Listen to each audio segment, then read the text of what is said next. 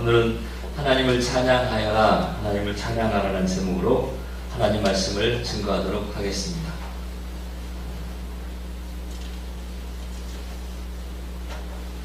여러분, 지금 가장 바라는 것이 만약에 건강에 문제가 있다면 건강해지는 것이겠지요. 자녀들의 문제로 고민하고 갈등하고 있다면 그 자녀들의 문제가 빨리 해결되는 것일 것입니다. 우리 학생들이라면 학점, 아니면 등급, 진로, 성적 간절하겠지요. 혹은 새롭게 사업을 시작했다면 그 사업이 잘 되기를 바라는 그런 마음, 경제적인 어려움을 겪고 있다면 경제적인 문제가 빨리 해결되기를 바라는 그런 마음, 그런 거겠죠. 여러분이 가장 바라고 있는 게 무엇입니까? 지금 제가 언뜻 들었는데 어느 유수의 외국 회사에서 신입사원을 채용하는 면접에서 이런 질문을 했답니다. 자, 상상해 보십시오. 당신은 지금 일을 마치고 집으로 가는 길입니다. 그런데 당신은 지금 너무 행복합니다. 오늘 하루의 일이 너무 가슴 벅차고 기쁘고 즐겁습니다. 보라뿐만 아니라 삶에 힘을 얻습니다. 자, 당신은 어떤 일을 원하셨습니까? 이게 질문이었답니다. 네가 정말 즐거워하는 게 뭐냐? 무엇이 너를 기쁘게 하느냐? 이 한 가지를 물어보는 질문이지요. 여러분, 우리가 신앙생활 하는 데 있어서 가장 중요한 한 가지가 뭘까요?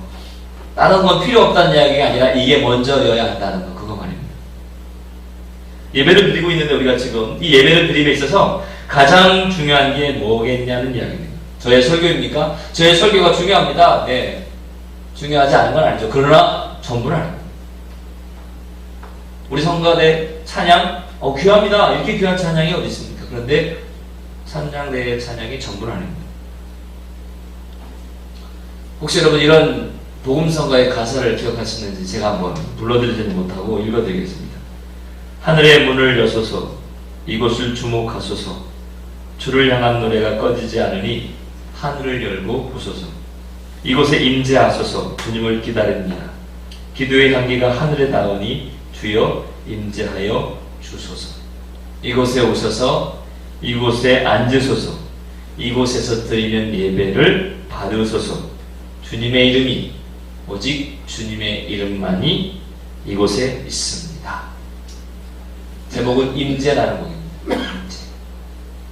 임재가 프레전스라고 이야기하죠. 내 앞에 계신 거죠. 내 앞에. 하나님의 임재만.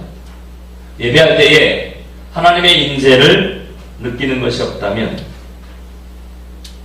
진짜 예배니까. 우리가 신앙생활 하면서 하나님의 임재를 누리지 못하는 신앙, 우리가 기도를 하는데 하나님의 임재가 없는 기도, 우리가 찬양을 부르는데 하나님의 임재가 없는 찬양, 이 껍데기에 지나지 않는다는 것. 하나님이 함께하는 예배, 하나님이 함께하는 찬양, 하나님이 함께하는 기도, 하나님이 함께하는 신앙생활. 우리가 이 예배를 시작하기 전에 이 시간부터 하나님 나에게 임재해 주십시오. 간절함으로 바라고 하나님 내 마음 가운데 좌정하십시오. 다스리십시오. 말씀하시옵소서. 듣겠나이다. 간절함으로 주님 앞에 나오면 우리 주님은 임재함으로 찾아오셔서 역사할 줄로 믿습니다. 사람에게 두 종류의 사람이 있습니다. 수직적인 사람과 수평적인 사람입니다. 수직적인 사람이라는 건 하나님의 임재를 구하고 하나님의 임재를 간절히 바라서 하나님의 임재로 내 삶에 일어나는 여러 가지 일들, 수평적인 일들을 해결해 나가는 사람. 이게 수직적인 사람입니다. 그런데 수직적인 하나님의 임재는 없이 맞닥뜨린 문제들을, 수평적인 것들을 어떻게든 해결해 나가려고 하면 이건 수평적인 사람밖에 안 되는 것이죠. 몸부림치고 애를 쓰지만 되어지는 게 별로 없죠. 여러분은 어떤 사람이십니까?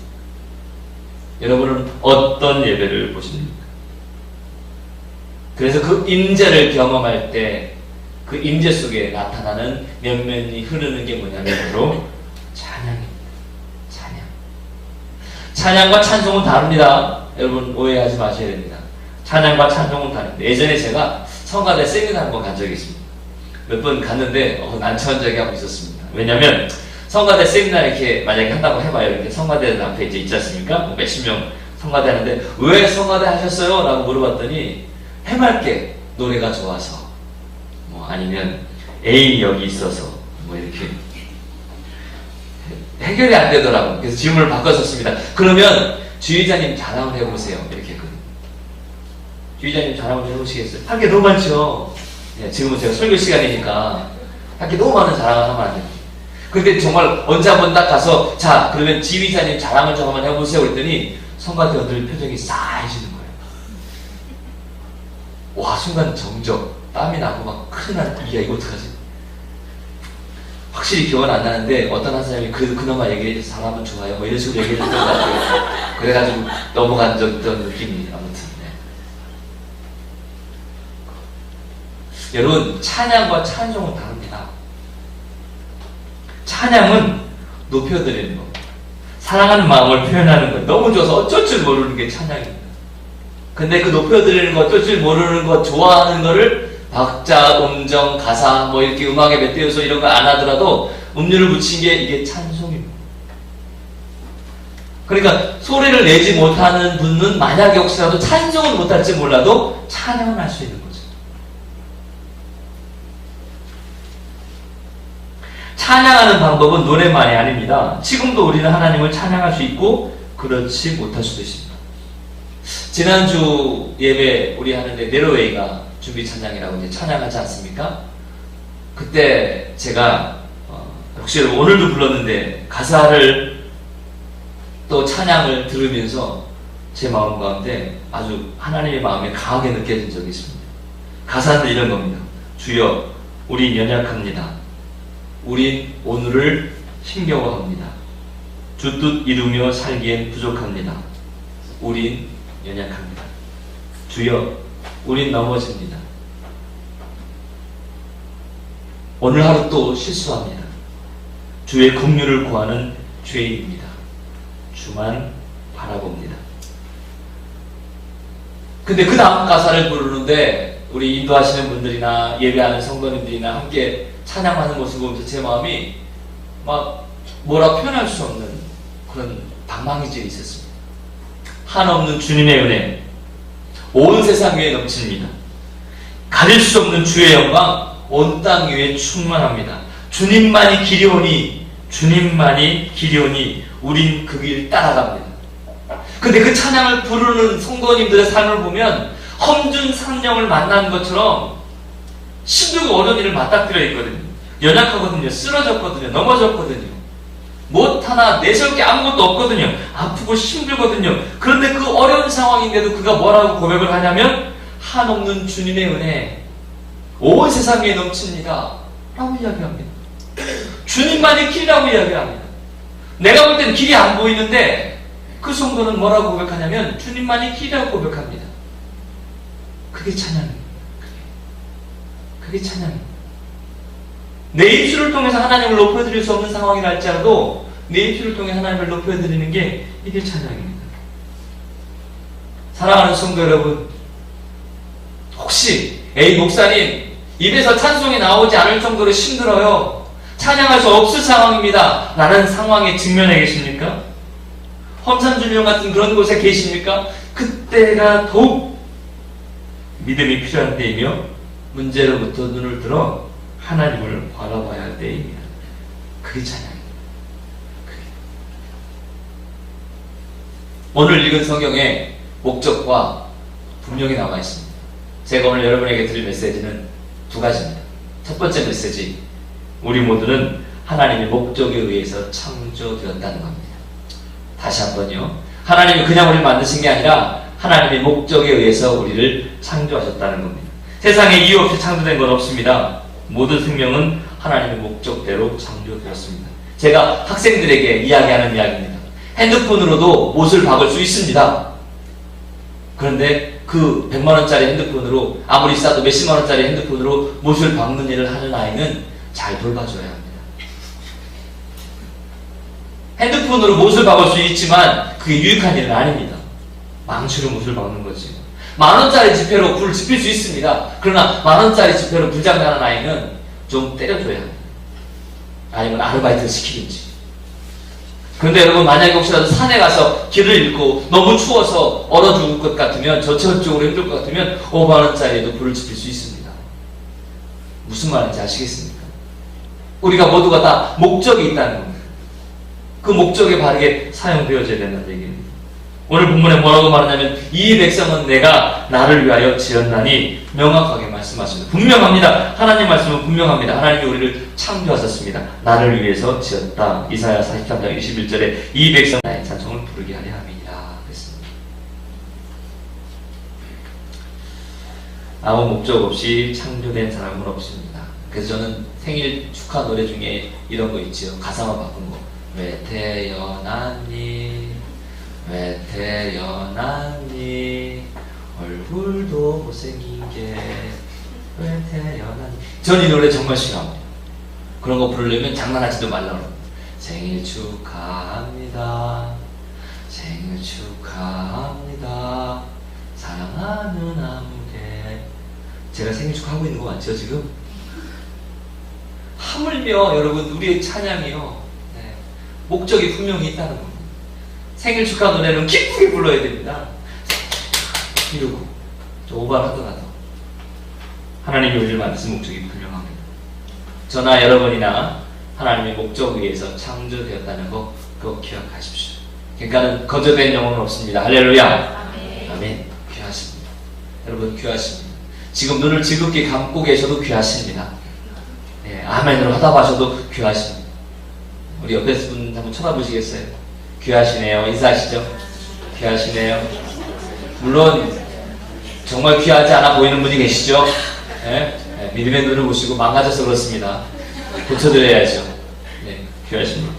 두 번째, 제가 전하고 싶은 두 번째 메시지는 찬송을 부르기 위해서 창조되었다는 겁니다. 찬양이 뭐냐? 아까도 말씀드렸지만 하나님을 높여드리는 거라고 했습니다. 하나님께 영광 돌려드리는 거예요. 무슨 비유가 맞을까 생각해보니까 거울이요. 거울을 생각해보십시오. 여러분 거울은 먼저 웃지 않습니다. 거울은 쳐다보는 이가 웃어야 웃습니다. 찬양은 그런 겁니다. 내 안에 하나님의 영광이 있는 거죠. 내 안에 하나님의 기쁨이 있고 내 안에 창조의 개수가 있는 겁니다. 근데 사단 마귀는 악한 영은 우리를 어떻게 이야기하냐면 무너뜨리는 거죠. 넌 아무것도 아니라는 거예요. 너는 쓸데없다는 겁니다. 너는 작다는 겁니다. 근데 하나님은 우리를 높게 만드셨거든요. 그게 내 안에서 하나님의 모습이 드러나야 됩니다. 이게 찬양입니다. 이게 거울은 앞에 있는 대상체를 그대로 드러나죠. 우리가 기뻐하고 우리가 하나님을 높여드리고 우리가 찬양을 하고 우리가 즐거워하는 이 일이 하나님께 찬양을 드리는 겁니다. 찬양은 찬양대만 하는 게 아닙니다. 찬양은 믿음이 좋아 보이는 목사님이나 성도님들 혹은 권사님들, 지도자님들만 하는 게 아닙니다. 우리 모두는 하나님을 찬양해야 하며 찬양할 수 있습니다. 하나님 감사합니다. 높여드리는 게 찬양입니다. 하나님 멋지십니다. 대단하십니다. 이야기하는 게 찬양입니다. 하나님 이 귀한 어려운 자리 속에서 저를 이렇게 이끄셨습니다. 주님밖에 없습니다. 고백하는 게 하나님을 찬양하는 겁니다. 그래서 이사야 43장 21절에 이 백성은 내가 나를 위하여 지었나니 나를 찬송하게 하려 함이니라 이렇게 이야기합니다. 우리는 다양하게 살 수 있습니다. 내가 하고 싶은 거 하고 살 수 있고 내가 원하는 걸 하며 살 수 있습니다. 그러나 창조의 목적을 잃어버리면 아무 의미 없습니다. 귀한 우리 이화의 여러분, 그리고 함께하는 여러분, 하나님이 우리를 만드신 목적이 있습니다. 하나님을 찬송하게 하시려고 하는 겁니다. 오늘 하루도 찬송하시고 내일도 찬송하시고 더 나아가서 하나님을 높여드리는 찬양이 저와 여러분 가운데 끊어지지 않게 되기를 간절히 소망합니다. 찬양이 얼마나 귀한지요. 천지를 창조할 때도 찬양이 있었습니다. 하늘에서 찬송이 있었습니다. 목사님 창세기 보니까 없던데요. 성경을 그렇게 단편적으로 읽으시면 안 됩니다. 욥기 38장 7절에 보면 그때의 새벽별들이 기뻐 노래하며 하나님의 아들들이 다 기뻐 소리를 질렀느니라. 그때가 언제냐? 욥기 38장 4절에 보니까 내가 땅에 기초를 놓을 때에 이렇게 얘기합니다. 하나님이 천지를 만드실 때에 천군 천사들이 하나님과 함께 있던 그 영들이 찬송을 했습니다. 6기 38장 7절 그때에 새벽별들이 기뻐 노래하며 이렇게 말합니다. 또 예수님이 탄생할 때도 마찬가지입니다. 누가복음 2장 13절에 호련히 수많은 천군이 그 천사와 함께 하나님을 찬송하여 이르되. 우리가 하는 찬양이, 우리가 하는 이 찬송이 그냥 가벼운 게 아닙니다. 하나님의 역사에서 정말 중요할 때에 꼭 있었던 것이 바로 찬송이고 찬양입니다. 그리고 우리 성가대 대단히 귀한 겁니다. 여러분이 그냥 가운 입고 계신 게 아닙니다. 가운은 안 입은 상관이 없습니다. 그런데 여러분의 마음만큼은 우리 모든 성도를 대표하는 겁니다. 할렐루야. 아멘. 그 귀한 일. 역사가 일어날 때 찬양대부터 일어납니다. 하나님 역사 그랬습니다. 자기 만족을 위해서 하는 것, 그 찬양 아닙니다. 그 노래방 가서 하는 겁니다. 노래방에 가서도 찬양할 수도 있습니다. 물론 여러분 생각하기에 목사님들이 노래방 가면 찬양만 부를 줄 생각하시지만 그렇진 않습니다. 근데 대부분 좀 오래전 꽤 된 것 같은데요. 아이들과 함께 작년에 갔나? 노래방을. 찬양 부를 수도 있지요. 근데 자기 만족을 가지고 하는 노래는 찬양이 아닙니다. 노래는 될 수 있을지 모르지만 찬송은 아닙니다. 마음이 빠져버렸다면, 정성이 빠져버렸다면 그는 찬양이 아닙니다. 노래는 될 수 있습니다. 우리 네로웨이 찬양대, 우리가 하는 회중 찬송, 이거 그냥 가볍게 하면 안 됩니다. 정말 진심으로 다했어야 됩니다. 하나님 역사가 있는 이 찬양이 하나님을 높여드리는 게 가장 잘 드러내는 게, 찬양이 드러내는 게 찬송도 있고 말로도 높여드리고 음료를 붙여서도 높여드리고 말씀으로도 하나님을 높여드리는 게 이게 우리 예배입니다. 할렐루야. 그래서 예배가 중요한 겁니다. 그래서 예배가 귀한 겁니다. 온전히 예배를 제대로 드리면 하나님의 역사가 나타납니다. 여러분, 우리의 죽은 영혼이 살아날 수 있는 길이 예배를 제대로 드릴 때입니다. 우리 마음 가운데 상한 마음이 있다면 이 상한 마음을 고치시는 게 예배를 통해서 고치시고요. 우리 마음 가운데 미움과 원망의 쓴뿌리가 있다면 그 미움과 원망의 쓴뿌리를 갈아엎을 수 있는 게 예배를 통해 나타납니다. 병든 육신이 혹여 우리 가운데 있다면 예배를 통해서 치료받을 수 있습니다. 하나님은 우리에게 하나님을 경외하는 자, 여호와를 경외하며 예배하는 자에게 치료의 강선을 비춰주신다고 약속하셨거든요. 이게 제 얘기가 아니라 성경의 말씀입니다. 말라기 4장 2절에 내 이름을 경외하는 너희에게는 공의로운 해가 떠올라서 치료하는 광선을 비추리니 너희가 나가서 외양간에서 나온 송아지같이 뛰리라. 할렐루야. 아멘, 아멘. 사랑하는 여러분, 우리가 온전히 예배를 드리고 하나님을 온전히 찬양하면 회복과 치유의 역사가 일어날 줄로 믿습니다. 이게 예배자를 향한 하나님의 말씀이셨습니다. 그런데 문제는 뭔지 아십니까? 우리가 찬양을 온전히 할 때에, 예배를 온전히 드릴 때에 이런 역사를 경험하냐 말이에요. 상한 마음의 위로를 받고 마음의 쓴뿌리들이 녹아지고 병이 고쳐지고 하나님의 은혜를 누리고 기쁨이 차여있고 속상한 마음으로 왔다가도 즐거움이 넘쳐나고 이런 역사를 우리가 경험하냐 말입니다. 미움과 원망에 사로잡혔던 마음이 찬양하며 예배하며 사랑의 마음, 긍휼의 마음으로 바뀌십니까? 불평과 짜증이 가득했던 입술이 하나님을 찬양하고 예배하고 나면 기쁨과 감사의 입술로 바뀌십니까? 용서할 수 없던 사람이 있었는데 하나님을 찬양할 때에, 예배할 때에 그 사람을 진실로 용서가 되고 더 나아가서 축복할 수 있는 자리까지 마음이 바뀝니까?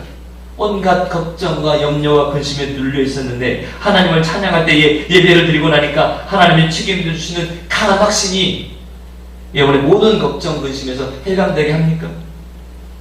더 이상 살아갈 힘도 없고 용기도 없고 소망도 없이 보이는 그때에 찬양을 하며 예배를 드리고 났더니 살아갈 힘을 얻고 하나님의 도우심으로 뭔가 잘 될 것 같은 소망이 생깁니까? 걷는 것조차 힘들 정도로 연약해진 육신, 피곤에 찌든 몸. 그런데 하나님께 찬양하고 예배드리고 났더니 생기가 생겨서 외양간에서 나온 송아지처럼 펄쩍펄쩍 뛰게 하는 강건함이 여러분 가운데 나타납니까? 여러분, 그럼 하나님은 분명히 말씀하셨습니다. 여호와 하나님을 경외하는 자에게 치료의 강선이 비추어져서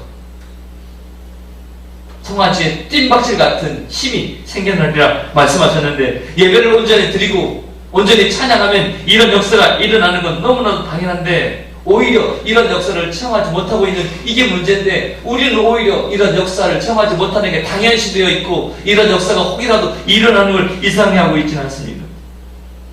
여러분, 어떤 은혜를 누리며 찬양하십니까? 어떤 관심을 가지고 찬양하십니까? 우리의 인간관계, 우리의 가정생활, 우리의 역신에 예배를 드리고 나도, 찬양을 하고 나도 어떤 곳에도 변화가 없다면 도대체 우리 뭐 하고 있는 겁니까? 더욱 안타까운 건 예배를 드리면서도 아무 변화가 일어나지 않는 이것을 심각하게 생각하지 않는다는 게 문제입니다. 왜 그러느냐? 제 결론을 알려드리죠. 망가져서 그렇습니다. 저도 그렇고 여러분도 그렇고 망가져서 그렇습니다. 망가지면 어떻게 하면 되죠? 고치면 됩니다. 예. 삼성에서 나온 가전제품을 LG로 가져가는 사람은 없습니다. LG에서 나온 걸 가지고 만도위니언으로 가져가지 않습니다. 각 회사에 맡겨야죠. 여기 있어요. 자, 그러면 저나 여러분은 누가 만들었습니까? 그럼요. 하나님께 맡겨야죠. 하나님한테 예수를 맡겨드려야 합니다. 다른 애를 맡기지 마시고 쟤는 좀 가야 돼. 아무개 집사꼭 가야 돼. 이러지 말고 여러분이 가셔야 돼요. 여러분이. 꼭 설교를 들으면 아우 뒤돌아봐 이렇게. 그건 안 하면 그래. 아우 이거 누가 들었어야 돼. 누가 안 왔네. 여러분이 들으셔야 합니다. 여러분. 부품도 좀 갈아 끼우고 끌어낸 건 좀 연결하고 하나님께 돌아와서 수리받아야 합니다. 저는 이 시대의 가장 큰 아픔은 다른 게 아닙니다. 뭐 교육, 정치, 경제, 사회, 문화의 모든 것들이 무너진 게 아픔이 아니라 하나님의 말씀을 듣지 못하는 게 문제입니다. 아니 들리지 않는 게 문제입니다. 하나님의 말씀이 들리면 되는데 들리진 않습니다. 하나님의 말씀이 들리는 역사가 여러분 가운데 있게 되길 바랍니다.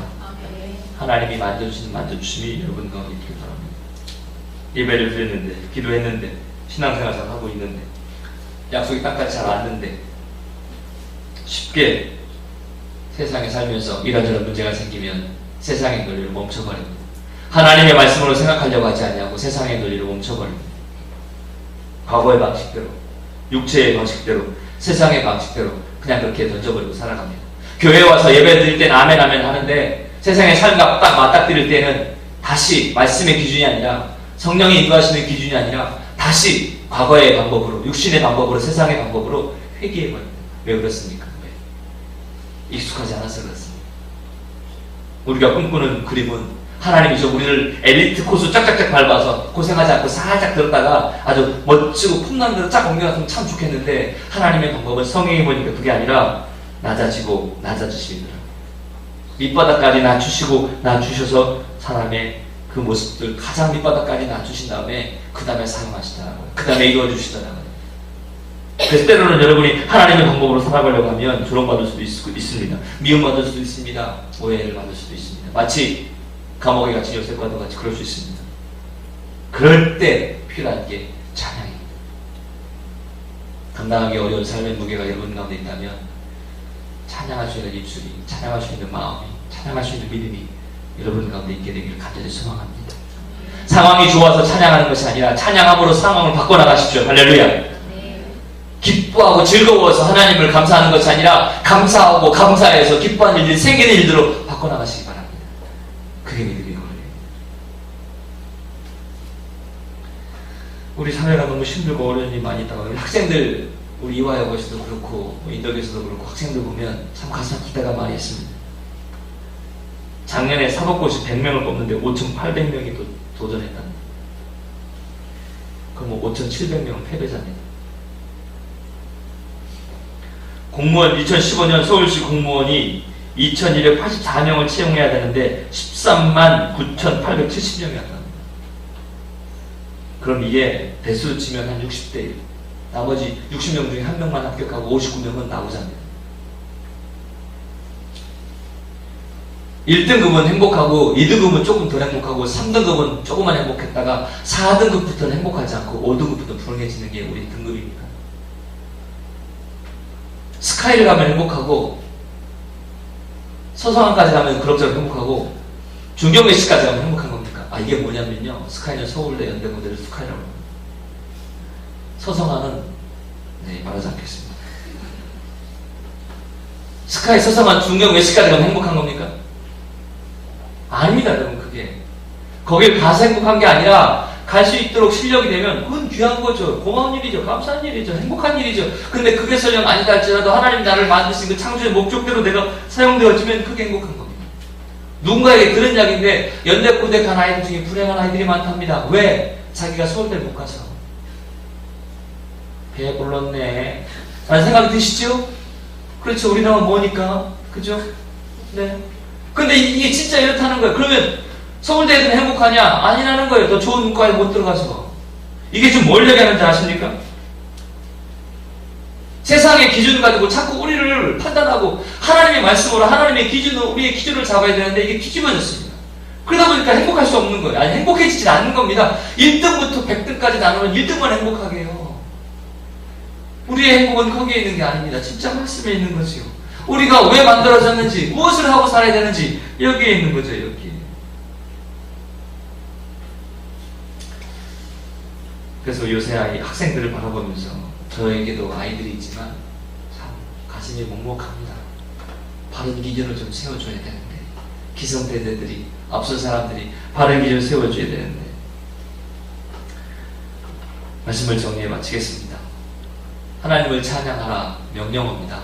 네, 해도 되고 안 해도 되는 게 아니라 반드시 해야 합니다.